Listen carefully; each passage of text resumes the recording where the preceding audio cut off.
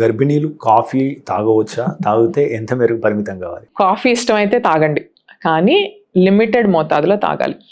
So చాలా మంది అనుకునేది ఏంటంటే కాఫీయే తాగకూడదు, సో ప్రెగ్నెన్సీలో కాఫీ తాగొద్దన్నారండి అని చెప్పని కూర్చొని they drink lot of tea, okay, they drink lot of sodas. Okay, it's not coffee కాదండి కల్ప్రిట్, అక్కడ కెఫీన్ అన్న ప్రొడక్ట్. సో చాలా మందికి తెలియని విషయం ఏంటంటే ఈ కెఫీన్ అన్న ప్రొడక్ట్ కాఫీ టీ కాకుండా వీళ్ళు రెగ్యులర్గా తాగే రెడ్ బుల్, సోడాస్లో కోక్, పెప్సీ, డైట్ కోక్ అని ఏదైతే తాగుతారో వీటిల్లో కెఫీన్ అమౌంట్ అనేది చాలా ఎక్కువగా ఉంటుంది. మీరు జ్యూస్ అనుకొని, మీరు హెల్దీ అనుకొని, దాహం వేస్తుంది మేడం నేను స్ప్రైట్ తాగుతున్నాను, థమ్స్అప్ తాగుతున్నాను, కోక్ తాగుతున్నానని ఫ్యాన్సీగా చెప్తూ ఉంటారు చాలామంది.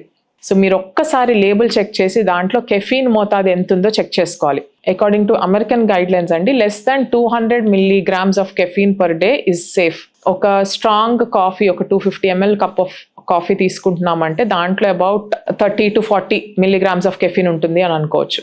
సో ఒక 2 cups of coffee per day is normal and it doesn't harm you.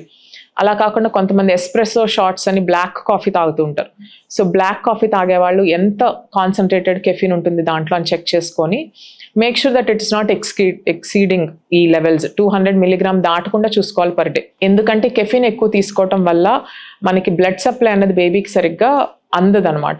So దానివల్ల ఏంటంటే మదర్కి వచ్చే ఎఫెక్ట్స్ హార్ట్ బీట్ బాగా పెరిగిపోవటం, పాల్పిటేషన్స్ లాగా రావటం, బేబీలో ఒకవేళ ప్రొలాంగ్డ్గా ఈ బ్లాక్ కాఫీ తాగే అలవాటు ఆర్ ఎక్కువ మోతాదులో కెఫీన్ తాగే అలవాటు ఉన్న వాళ్ళ వల్ల బేబీ గ్రోత్ అనేది కొంచెం తగ్గిపోవటం అన్నది చూస్తూ ఉంటాం. సో జస్ట్ మార్నింగ్ ఒక కాఫీ అలవాటు ఉండి చిన్న కప్ ఆఫ్ కాఫీ ఎవ్రీడే తాగుతున్నా అంటే you can continue drinking coffee.